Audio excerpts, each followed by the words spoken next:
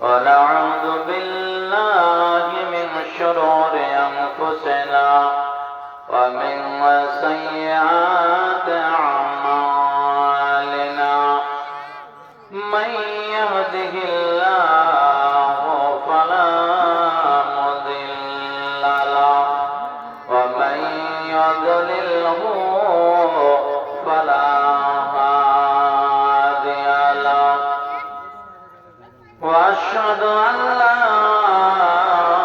إله إلا الله وحده لا شريك له وأشهد أن سيدنا وحبيبنا ورسولنا محمدا عبده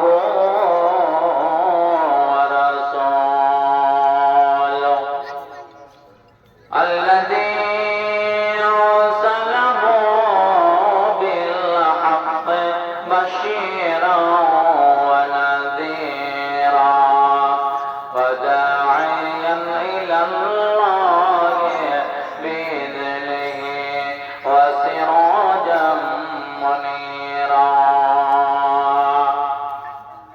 فقد قال الله تبارك وتعالى في كلامه المجيد وفرقانه الحميد أعوذ بالله من الشيطان الرجيم بسم الله الرحمن الرحيم يا أيها الذين آمنوا استعينوا بالصبر والصلاة إن الله مع الصابرين وقال الله تعالى في موضع آخر بسم الله الرحمن الرحيم واستعينوا بالصبر والصلاة وإنها لكبيرة إلا على الخاشعين وقال الله تعالى في موضع آخر الذين ينفقون أموالهم في سبيل الله بالليل والنهار سرا وعلانية فلهم أجرهم عند ربهم ولا خوف عليهم ولا هم يحزنون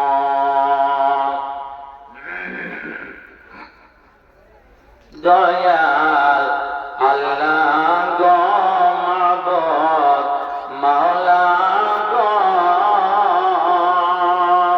তুমি যে কত রকম খেলা জানো দয়াল আল্লাহ গো মাবুদ মাওলা গো তুমি যে কত রকম খেলা জানো তুমি যে কত রকম খেলা জানো আদমকে তুমি সৃষ্টি করলে এই দুনিয়ার মাটি হতে আবার ফারিস্তাদের আদেশ করলে তারে সিজদা করতে আদমকে তুমি সৃষ্টি কর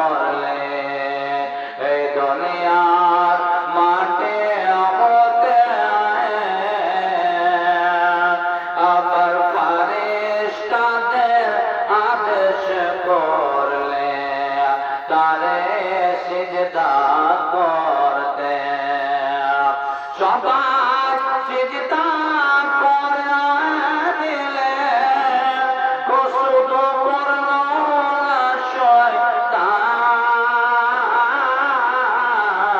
দয়াল আল্লাহ গো মাবুদ মাওলা গো তুমি যে কত রকম খেলা জানো তুমি যে কত রকম খেলা জানো ইউসুফ নবীকে কুয়ায় ফেলেছিল তার নিজস্ব ভাইরা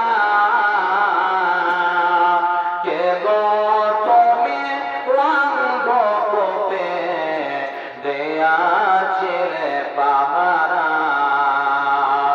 অবশেষে মিশরের বাদশাহী করলে দান দয়াল আল্লাহ গো মাবুদ মাওলা গো তুমি যে কত রকম খেলা জানো তুমি যে কত রকম খেলা জানো সুপ্রিয় তথা সম্মানিত সভাপতি মহাশয় ওলামায়ে কেরামগণ এলাকা তথা দূর এলাকা থেকে আগত দিন দরদি ইসলাম দরদি আল্লাহর প্রিয় বান্দারা পর্দার আড়ালে বসে থাকা মায়েরা বোনেরা আল্লাহ পাক রব্বুল আলামিনের লক্ষ লক্ষ প্রশংসা যিনি আমাদের পবিত্র রমজান মাসের 21 রাত পর্যন্ত জীবিত করে রেখেছেন বলেন আলহামদুলিল্লাহ আরো জোরে বলেন আলহামদুলিল্লাহ এই আলহামদুলিল্লাহ রমজান মাসে বললে কত যে সওয়াব কত যে নেকি আল্লাহ পাক ভালো যাবে আল্লাহ পাকে ভালো যাবে অতএব আমরা রাত জাগার মাধ্যমে রাতটা কাটাবো আমরা কখনো তাহমিদ আলহামদুলিল্লাহ কখনো তাসবিহ বলে সুবহানাল্লাহি ওয়া বিহামদিহি আর বলে সুবহানাল্লাহি ওয়া বিহামদিহি সুবহানাল্লাহিল আযীম এর আরেকটা দোয়া পড়তে থাকেন আস্তাগফিরুল্লাহ ওয়া আতুবু ইলাইহি গুনাহ ক্ষমা করা এটা সবচেয়ে ছোট দোয়া দোয়া ইস্তেগফার আস্তাগফিরুল্লাহ ওয়া আতুবু ইলাইহি এর চেয়ে আরেকটু বড় দোয়াতে চলে যাব আস্তাগফিরুল্লাহাল্লাযী বলেন আস্তাগফিরুল্লাহাল্লাযী লা ইলাহা ইল্লা হুয়াল হাইয়ুল কাইয়্যুম ওয়া আতুবু ইলাইহি এই দোয়াটা নবী মুহাম্মদ সাল্লাল্লাহু আলাইহি সাল্লাম যার আগের কোনো গুনাহ ছিল না পিছনের কোনো গুনাহ ছিল না অথচ নবী বলছেন আমি দিনে 70 বারের চেয়েও আল্লাহর কাছে ক্ষমা চাই কতবার 70 বারের চেয়েও আমি আল্লাহর কাছে ক্ষমা চাই তবে আপনার আমার কি করণীয় কি করা উচিত যারা আমরা গুনাহে ডুবে আছি কতবার করতে হয় আমি বলছি পরে বলছি সেই রব্বুল আলামিনের বারগাহে আবার শুকরিয়া আদায় করব বলেন আলহামদুলিল্লাহ অথবা তার দয়ার কান্ডারি সাইয়্যিদুল মুরসালিন খাতামুন নবিয়্যিন মুহাম্মাদুর রাসূলুল্লাহ মুহাব্বতের সঙ্গে বলে জোরে করে সাল্লাল্লাহু আলাইহি ওয়াসাল্লামের উপর কোটি কোটি শান্তির ধারা বর্ষিত হোক আল্লাহুম্মা সাল্লি ওয়া সাল্লিম ওয়া বারিক আলাইহি আল্লাহ রাব্বুল আলামিন কত ভালোবাসেন আপনাকে পুরুষ মানুষ ওটা দিয়ে যেতে দেবেন না এটা দিয়ে যাবে মহিলারা বসে আছে হ্যাঁ আল্লাহর রাস্তে এটা দিয়ে আসবেন আপনারা না ওখানে যেতে হবে না আল্লাহ কত ভালোবাসে আল্লাহ রাব্বুল আলামিন সব নিয়ম নীতি দিয়ে আমার রাসূলকে পাঠালেন দুনিয়াতে পাঠালেন নবীকে কেন পাঠানো হয়েছে মানুষকে খারাপ পথ থেকে সুপথে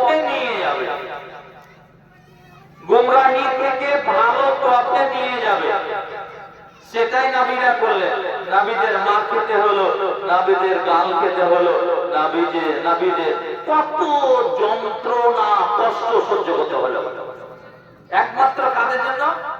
মুখ খোলে, আমাদের জন্য, আমাদের জন্য। আমরা হলাম কার উম্মত? শেষ নবী হযরত মুহাম্মদুর রাসূলুল্লাহ সাল্লাল্লাহু আলাইহি ওয়াসাল্লামের উম্মত। বুঝতে পেরেছেন? যেখানে নবী না বলতেন, হে আল্লাহ তুমি আমাদের নবী না করে শেষ নবীর উম্মত যদি করতেন, এটাই ভালো ছিল, এটাই ভালো ছিল। কেন?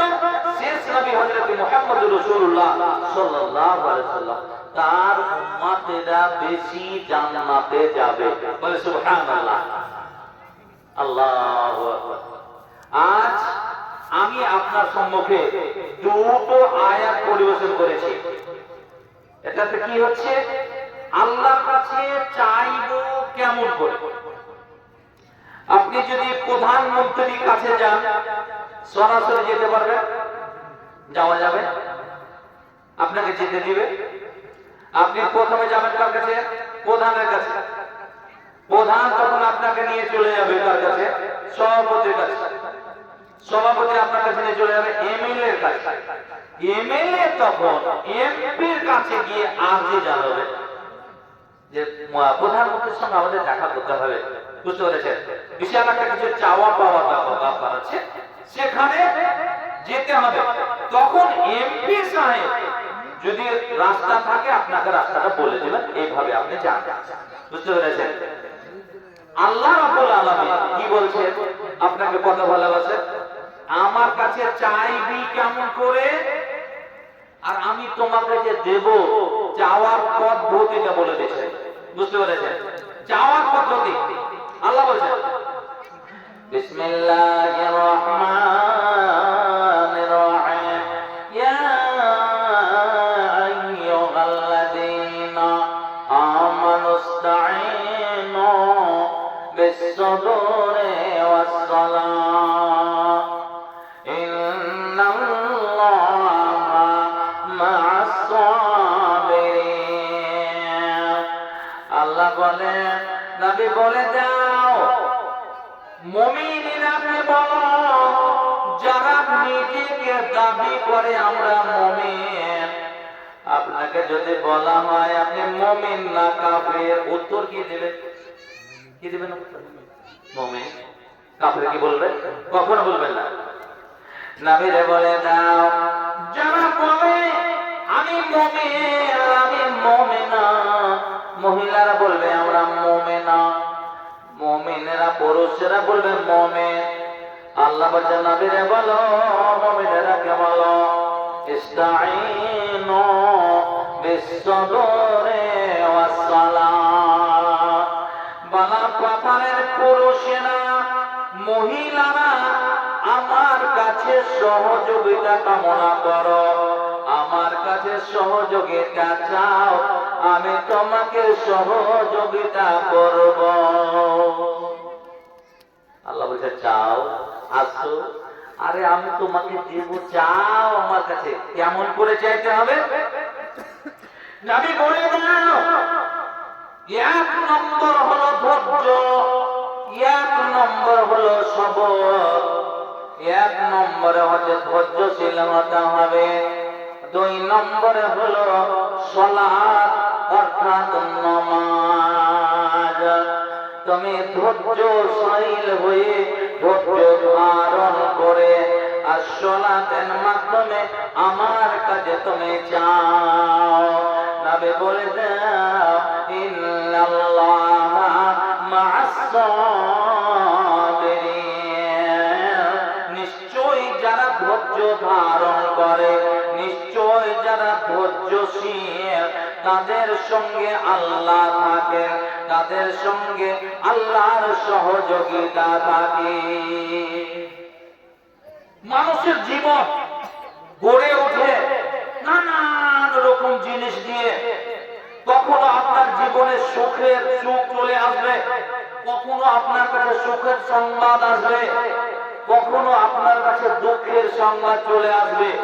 সুখ দুঃখ মিলে আপনার লাইফটা যেন জড়িত মিশ্রিত।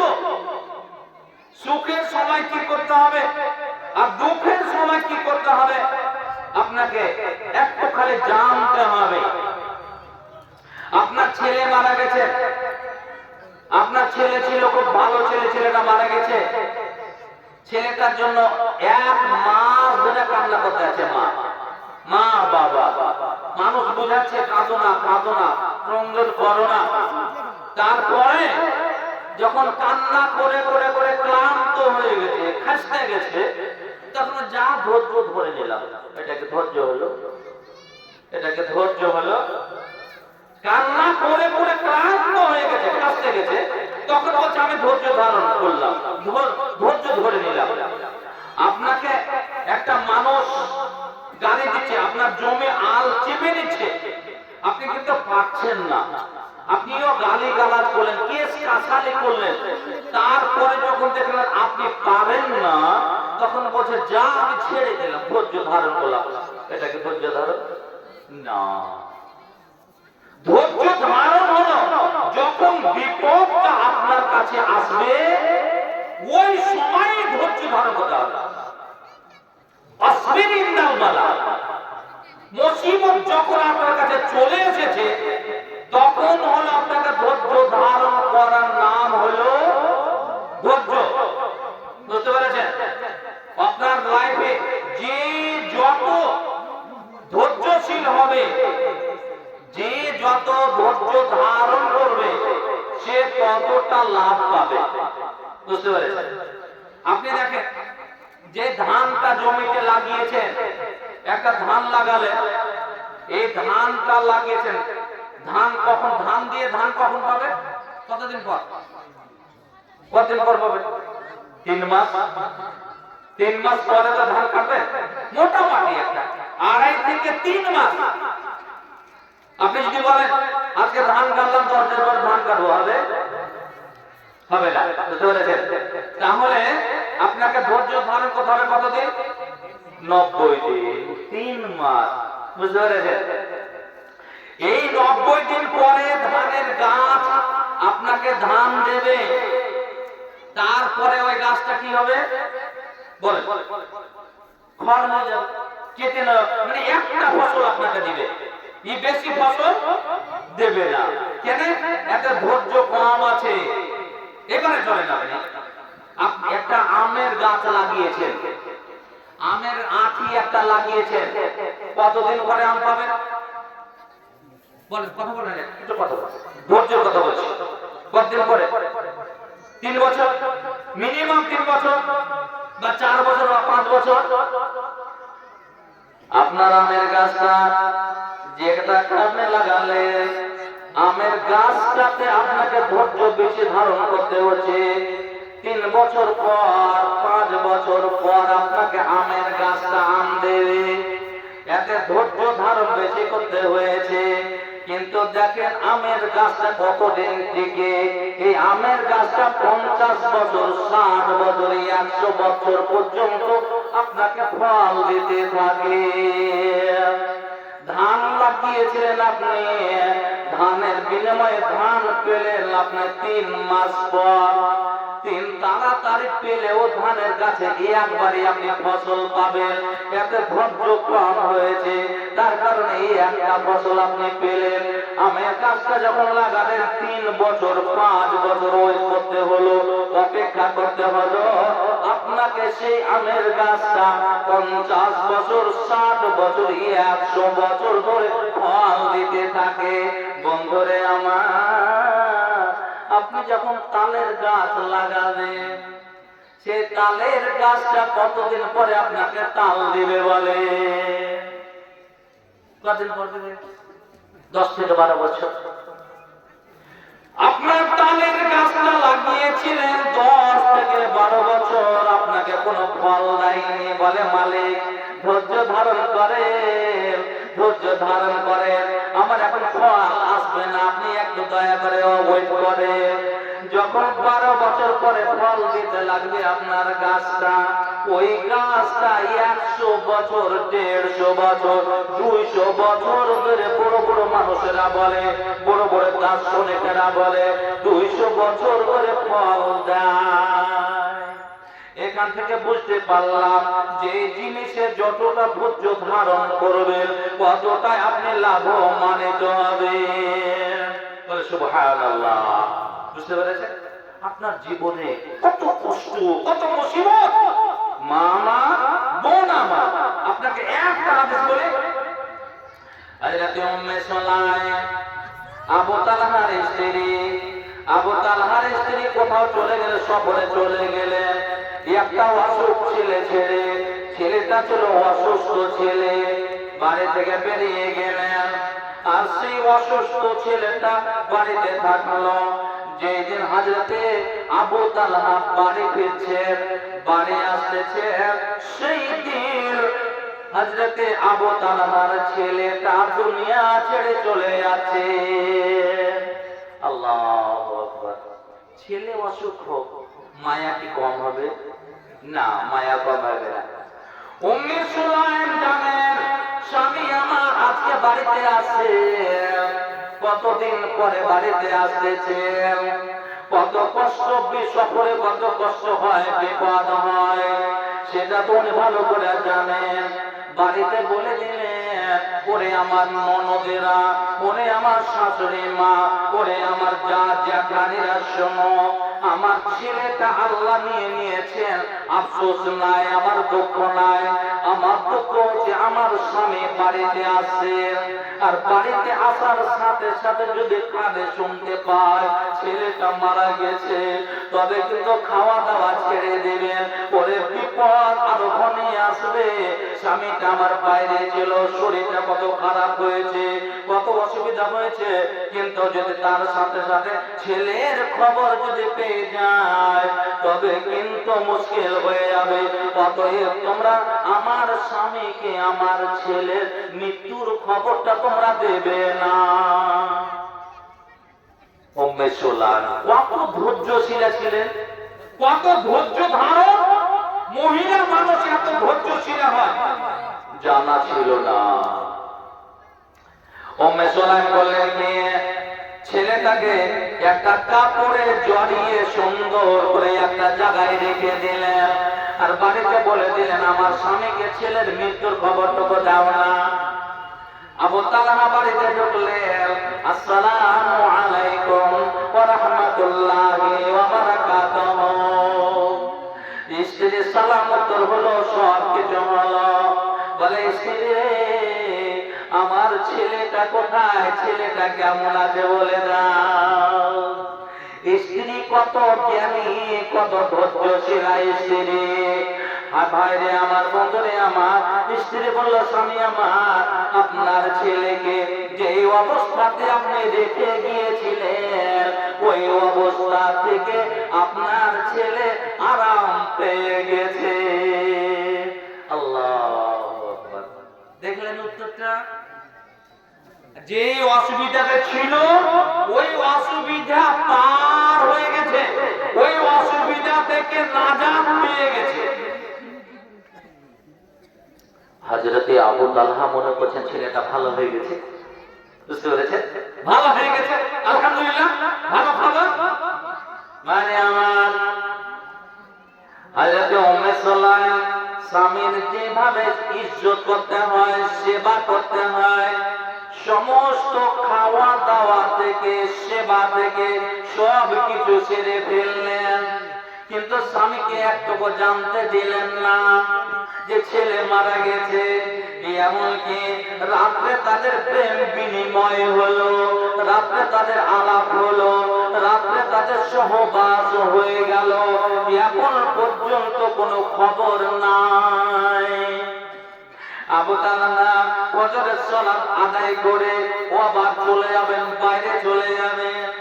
স্ত্রী মনে করছেন কেমন করে স্বামীকে জানাবো, স্বামীকে জানালে তো মনটা খারাপ হয়ে যাবে, হয়তো আমাকে গালিগালাজ করবে, হয়তো আমাকে বকা দেবে যে আমাকে কেন বলনি ছেলে মারা গেছে।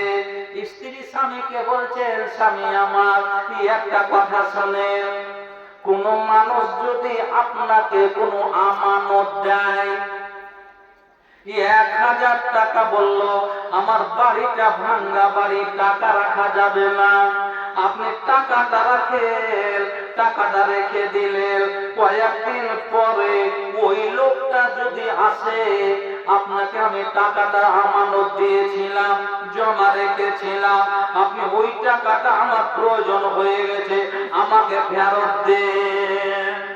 এবারে বলে টাকাটা দিবেন কি না? টাকা কি করে দিতে হবে না? দিতে হবে। হায় রে এসে রে বলে স্বামী বললেন, হ্যাঁ, আমাকে যদি কেউ আমানত দেয় তবে সেই আমানত আমি ফিরিয়ে দেব, চাইতে আসলে আমি দিয়ে দেব। বলে স্বামী আমার, আপনি যে ছেলেটা রেখে গিয়েছিলেন, যে ছেলেটা অসুস্থ অবস্থা আপনি রেখে গিয়েছিলেন, ওই ছেলেটা গতকালকে আপনার বাড়িতে ঢোকার আগে, প্রবেশ করার আগে আল্লাহ আমাদের আমানত দিয়েছিলেন ছেলেটাকে, ওই ছেলেটা আমানত হিসাবে আল্লাহ আমরা পেয়েছিলাম, কিন্তু আপনার বাড়িতে আসার আগে আল্লাহ রাব্বুল আলামিন সেই আমানতটাকে নিয়ে নিয়েছে। আপনি দয়া করে তার দাফন কাফনের ব্যবস্থা করেন। আবু তালহা যেন বেখেয়াল হয়ে গেল, তুমি কাল থেকে আমাকে কেন বলনি? আমার অনেক কিছু হলো, আর আপনার সোহবত পর্যন্ত হয়েছে, ওরে তুমি কেন বলনি, বলে দাও আমাকে।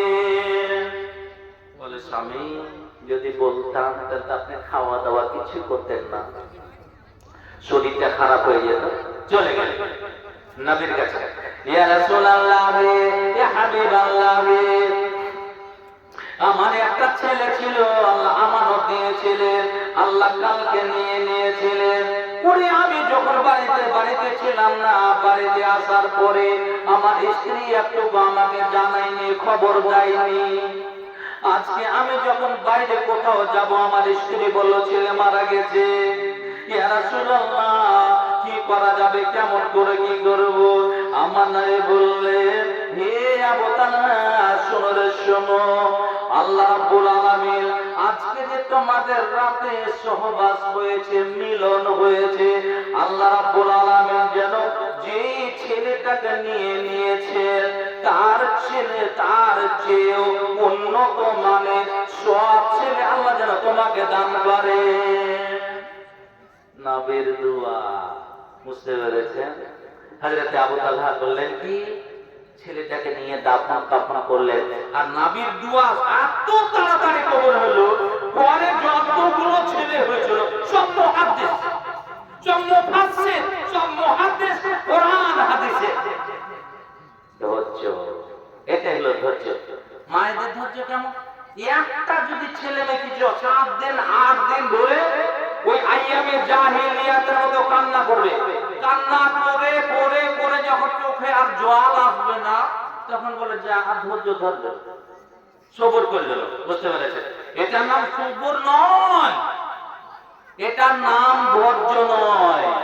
নবী বলে দাও, আমার কাছে আসো, আমার কাছে সহযোগিতা কামনা করো, ধৈর্য নিয়ে আর সালাত নিয়ে। কোনটাই আমাদের মধ্যে ভালো নাই। বুঝতে পেরেছেন? ধৈর্য কাকে বলে? আপনাকে দেখেন, হযরত ইব্রাহিম আলাইহিস সালাতু ওয়াস সালাম কে আল্লাহ যখন অর্ডার দিলেন, ইব্রাহিম তোমার স্ত্রী হাজেরাকে নিয়ে নাও, ইসমাইল কলেজার টুকরো বুড়ো বয়সে পাওয়া ইসমাইলকে নাও, আর ওই কাবা গৃহের কাছে রেখে চলে আসো। আল্লাহু আকবার। প্যালেস্টাইন থেকে কাবা শরীফ অনেক ডিসটেন্স, আমি যাইনি, ইচ্ছা করেছি, আল্লাহ পাক ভালো জানেন, আল্লাহ কবুল করে যাব।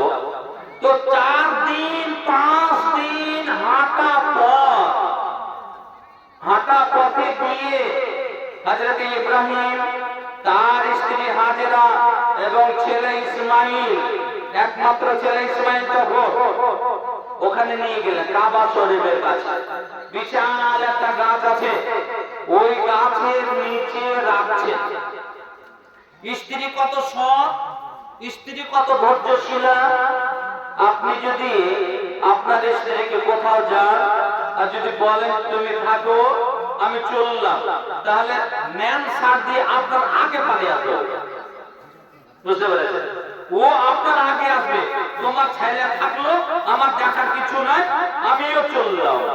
দেখেন হযরত ইব্রাহিম হাজেরাকে রেখে দিলেন, এক মশক পানি আছে, পানি বেশি নাই, চামড়ার একটা পাত্র মশক, সেই মশকে পানি আছে, আর কিছুটা খেজুর আছে, সেই খেজুর রেখে দিলেন আর পানি রেখে দিলেন। হাজেরাকে রাখলেন, ইসমাইলকে রেখে দিলেন। রাখার পরে হযরত ইব্রাহিম এক পা দুই পা করে করে আবার যেতে আরম্ভ করলেন। যে পথ দিয়ে এসেছিলেন ওই পথ দিয়ে হেঁটে চলে যাচ্ছেন।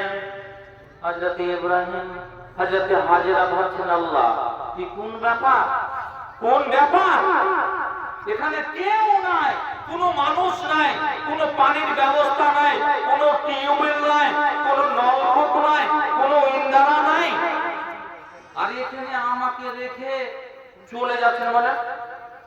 হযরত হাজেরা বলেন, ইয়া ইব্রাহিম, ইব্রাহিম, স্বামীর নাম ধরে ডাকা যাবে, বুঝতে পেরেছেন? স্বামীর নাম ধরে কোনো অসুবিধা নেই।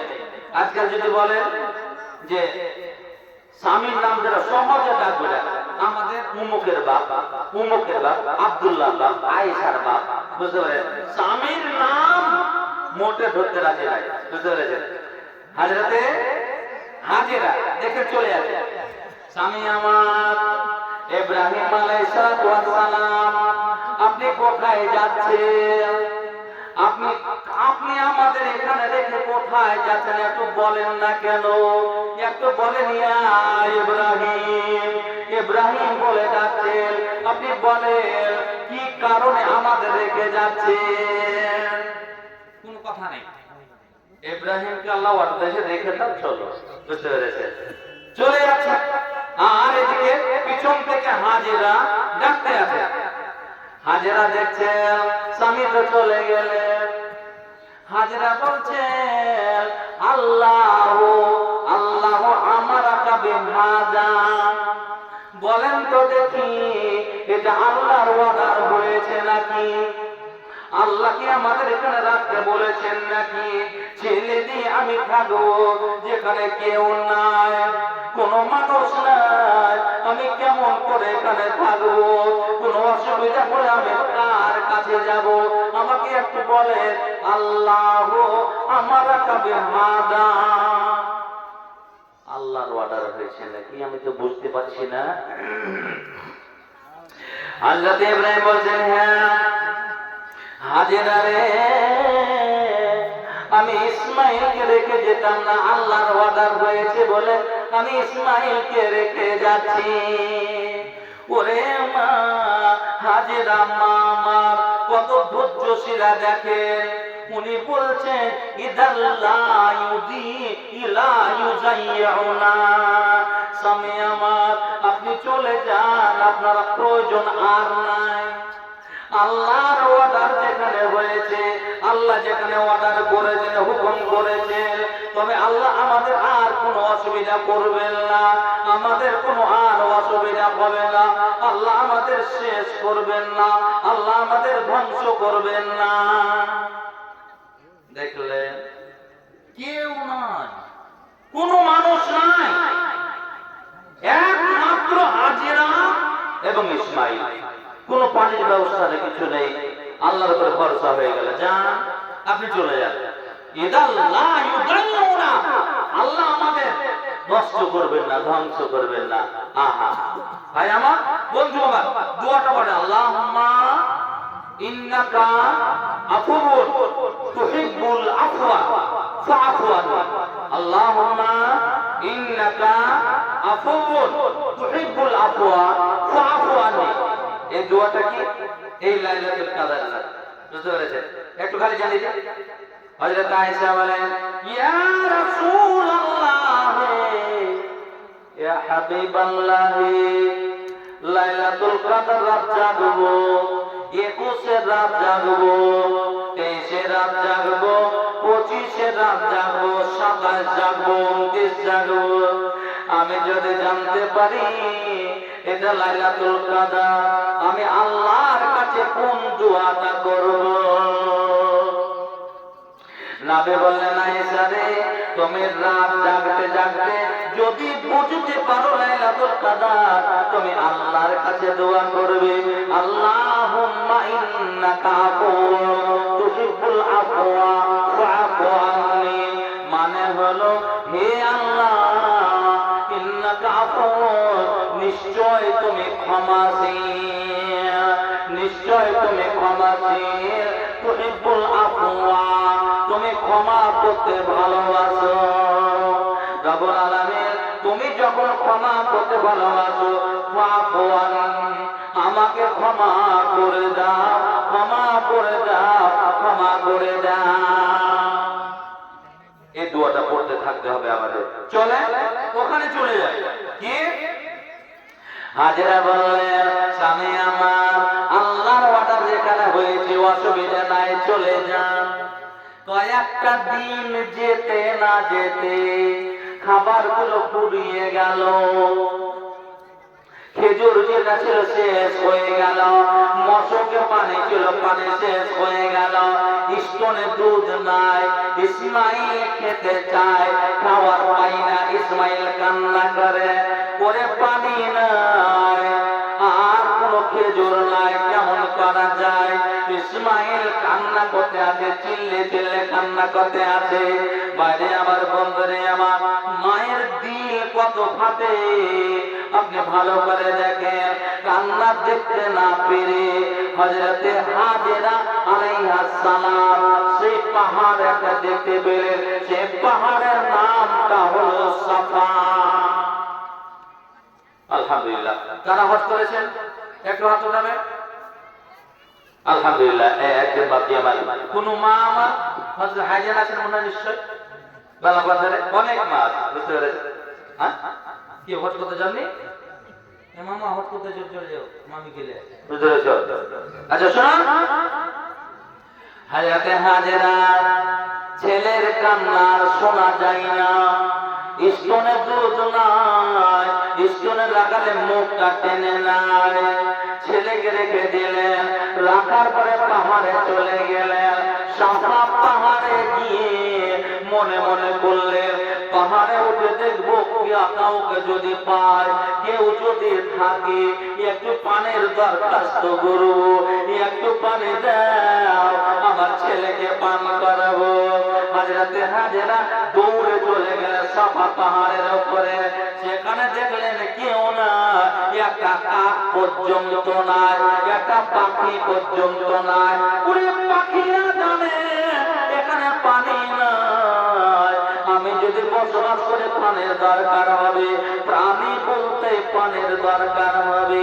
ওদের পাখিগুলো জানে পানি নাই, এখানে থাকা যাবে না। পাহাড়ের উপর থেকে আবার দৌড়ে আরেকটা পাহাড় দেখতে পেলেন। ওই পাহাড়টার নাম হলো মারুয়া। সেই মারুয়া পাহাড়ের উপরে উঠে আবার দেখতেছেন কোন মানুষ দেখতে পাওয়া যায় কিনা। যদি মানুষকে পায়, একটু পানি নিব, একটু পানি পান করবো, আর একটু আমার ছেলেকে পানি পান করাবো। আরে সুবহানাল্লাহ, কোন মানুষকে দেখতে পাওয়া গেল না। আবার ছুটে চলে আসলেন সাফাতে। এই করে করে সাফা মারওয়া, মারওয়া সাফা, আবার সাফা মারওয়া, এই করে করে 7 বার দৌড়া ধরে বললে 7 বার। আলহামদুলিল্লাহ, আপনি যখন হজে যাবেন আপনাকে এটা করতেই হবে, সাফা মারওয়া পাহাড়ে দৌড়াদৌড়ি করা। কার এটা? কার থেকে পেলাম? কার থেকে বললাম? হাজেরা। হাজেরা যদি ধৈর্যশীল না হতেন, এটাকে আমরা পেতাম? উনি যদি স্বামীর সঙ্গে চলে যেতেন, এটাকে আমরা পেতাম না। 7 বার হয়ে গেল। 7 বার হওয়ার পরে ইসমাইলকে রেখে এসেছেন। মনে কত রকম কথা বলছে, ওরে ছেলেটা মারা গেল নাকি, ইসমাইল মারা গেল নাকি। আর কান্না করতে করতে ইসমাইলের কাছে আসলেন, দেখছেন ইসমাইল পা গুলো ছটফট করতে আছে, নিজের পা গুলো ওঠানামা করতে আছে, বালুগুলো সরে গেছে। ওরে ইসমাইলের পায়ের জায়গাটা বালুগুলো সরে আছে। আল্লাহ রাব্বুল আলামিন হযরতে জিবরিল আমিনকে পাঠিয়ে দিলেন। হযরতে জিবরিল আমিন আসলেন যে জায়গাতে হযরতে ইসমাইলের পায়ের গুল্লা লেগেছিল, ওই জায়গাতে হযরতে জিবরিল আমিন একটু শক্ত করে পানির মাটিতে আঘাত করলেন, আর আল্লাহর রহমতে পানির ফোয়ারা ছুটে গেল। বলেন আলহামদুলিল্লাহ। পানির ফোয়ারা ছুটে গেল। যেমন আপনার যদি পাম্পসেট মেশিনটা মাঠে আছে, আর যদি পাইপটাতে যদি কিছু না দিয়ে রাখেন আর বন্যার জল চলে আসে, বুঝতে পেরেছেন, দেখতে পান অটোমেটিকলি পানি উঠছে। পানি উঠে না ভাইজান, পানি উঠে না বাপ জানা না। তো হযরতে হাজেরা যদি আসেন, আল্লাহ আলহামদুলিল্লাহ আলহামদুলিল্লাহ, আল্লাহ শুকরিয়া আদায় করছেন, পানি নিজের হাত পা ধুলেন, হাত পা ধোয়ার পরে পানি পান করলেন, আল্লাহ শুকরিয়া আদায় করছেন। ইসমাইলের হাত মুখ ধুইয়ে দিলেন, পানি পান করালেন, আল্লাহ শুকরিয়া আদায় করছেন। পরে এমন হয়ে গেল কূপটা, পানির কূপটা চারিদিকে মেলাতে আছে। নদীটা নদী যেমন ভাঙন হয়, সেই কূপটা চারিদিকে মেলাতে আছে। জমজম কূপটা যেন চারিদিকে মেলাতে আছে। হাজরাতে হাজরা দেখলেন, আল্লাহ যে তুমি যদি কাটতে থাকে তো অনেক জায়গা হয়ে যাবে। তখন ওই ঘোড়া বালুগুলো বাদ দিতে আছে, আল দিতে আছে, আর বলছেন জমজম জমজম জমজম, তুমি থামো থামো, আর কাটিও না কাটিও না কাটিও না। আল্লাহ আমায় বলছেন, ওরে দুনিয়ার মানুষ, হযরতে হাজেরা সেই দিন যদি আইল না দিয়ে দিতেন, বাদ না দিয়ে দিতেন, সারা পৃথিবীর মানুষ সহজভাবে পানি পান করতে পেত। আজ হাজী সাহেবের বাড়ি যদি যান, জমাত করে এসেছেন, তাহলে আপনাকে যে কাপে পানি দেওয়া হয়, কোন পানি? কোন পানি? জমজমের পানি, জমজমের পানি। আসসালামু আলাইকুম। আপনারা আমি যে কথাটি বলবো লক্ষ্য রাখবেন। আজকে জানেন যে বালাবাতা জুমা মসজিদের উন্নতি কল্পে জালসা, একটি বিরাট জালসা। এই জালসাতে অনুমানিক 1,25,000 থেকে 30,000 খরচ করেছি। এটা লক্ষ্য রাখবেন যে যখন একটা ছেলে বিবাহ করতে যায়, তখন ছোট ছোট বোনেরা বা উচ্চারণ করছে শুধু যে বানানটা বলছি, তার অবস্থা একার সা আর 9 দিনের লি, ওই বোনগুলো যখন একটা মালা প্রদান করায় যে 120 টাকা দিলে 220 টাকা পাবো, এটা ইচ্ছা থাকে এই বোনগুলো। তো ওরকম এই মসজিদের আমার উদ্দেশ্য যে শুধু রিপারিং করা আছে কিছুদিনের জন্য, কিছুদিনও নয়, আমরা নাটকাটি ক্লিয়ার আল্লাহ রহমতে হয়ে যাবে, কিছুটা হয়েছে, ক্লিয়ার হয়ে গেলে ওটার পরে আমরা ইনশাআল্লাহ কাজ করব। আমাদের উদ্দেশ্য হলো যে আমরাকে অনুমানিক এই স্টেজে 2.5 লাখ টাকার মতন কালেকশন আপনারা দিন। এটা প্রত্যেক আমার মা বোনদের উদ্দেশ্য বলবো। এই গানটা আজকে 21 রাত্রি, সবকালের রাত্রি, এই রাত্রটা কিয়ামতের দিন সাক্ষী দিবে। বা আপনার ছেলে, আপনি যদিও মৃত্যুবরণ করেন, আপনার ছেলে মেয়ে যখন নামাজ প্রতিষ্ঠা করবে বা অন্য গ্রামের মসজিদে নামাজ প্রতিষ্ঠা করবে, অবশ্যই আপনি অর্ধেক দেখি পেতে থাকবেন। অবশ্যই আপনারা মা বোনদেরকে বলবো, আপনারা পুরা হারে দান করবেন, এবং আমার ভাই বাতিরাকে বলবো আপনারাও পুরা হারে কাজ করবেন, যেন আমরা মসজিদটা অবশ্যই